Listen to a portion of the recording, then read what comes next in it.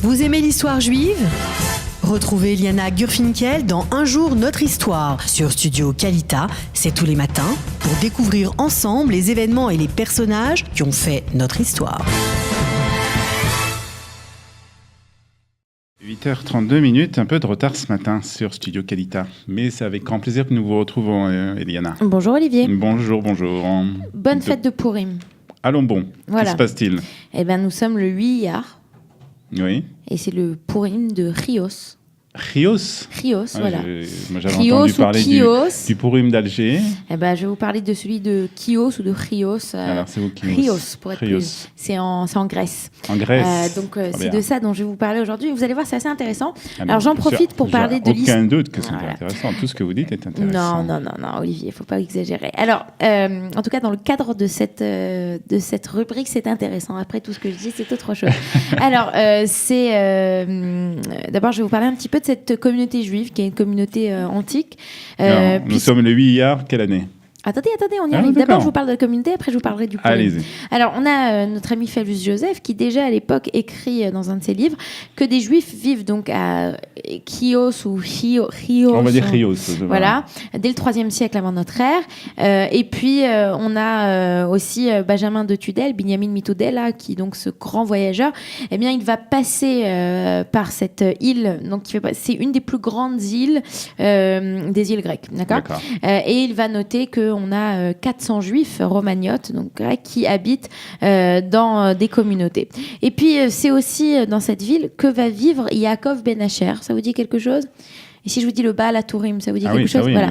Donc, c'est il va y habiter. Et selon certains, d'ailleurs, c'est même sur cette île qu'il serait mort et enterré. Alors là, les avis sont partagés si c'est en 1340 ou en 1358.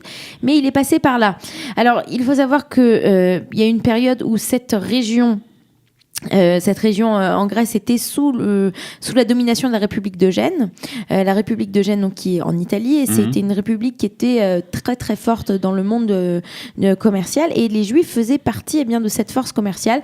C'est eux qui dominaient tout le domaine des importations et des exportations, tout simplement parce que les Juifs, comme souvent, étaient les seuls qui étaient alphabétisés, qui savaient lire et écrire, qui parlaient plusieurs langues, et puis ils avaient cette capacité aussi de pouvoir parler. Souvent, ils utilisaient l'hébreu pour parler avec leurs frères juifs qui étaient de l'autre côté.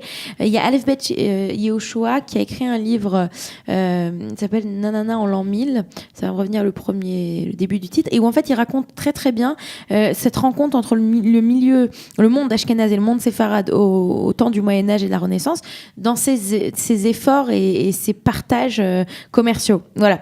On a en 1457 la première synagogue qui est construite sur cette île, et puis à partir de 1457, on se rapproche de 1492, et c'est à ce moment-là où on a des rescapés espagnols, des séfaradim, qui vont s'installer donc sur cette île, et donc la communauté va petit peu grandir, mais on va avoir des grosses épidémies, donc la communauté va baisser à nouveau, mais bon, on a toujours des Juifs qui habitent dans cette petite île.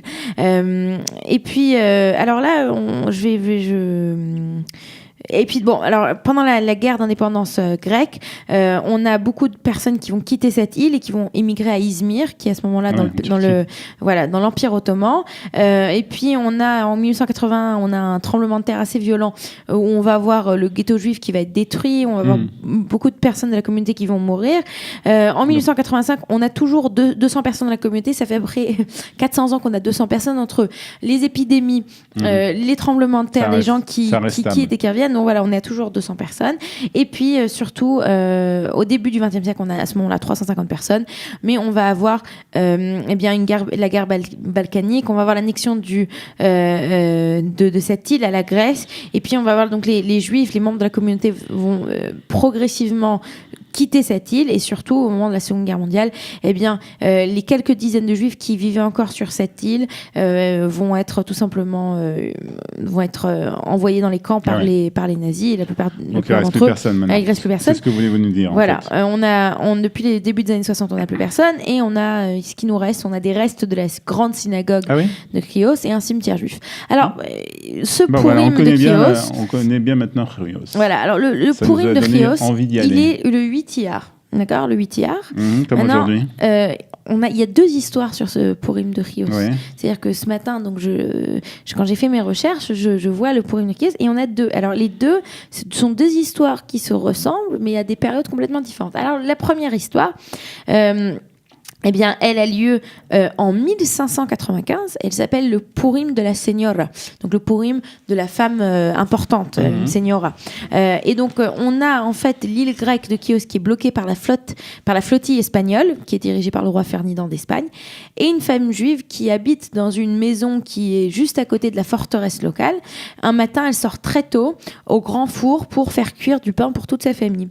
Et des étincelles du feu, de son feu, donc de son charbon en fait, vont enflammer le stock de munitions qui se trouve dans la forteresse proche. On a une grosse explosion très effrayante et la flottille espagnole qui est ancrée à proximité s'enfuit rapidement terrorisée et c'est ainsi que la communauté juive est sauvée de la menace de l'Inquisition, puisque les Espagnols à l'époque, dans tous les endroits où ils allaient, ils emmenaient l'Inquisition avec eux, ils l'ont emmené en Amérique du Sud, etc.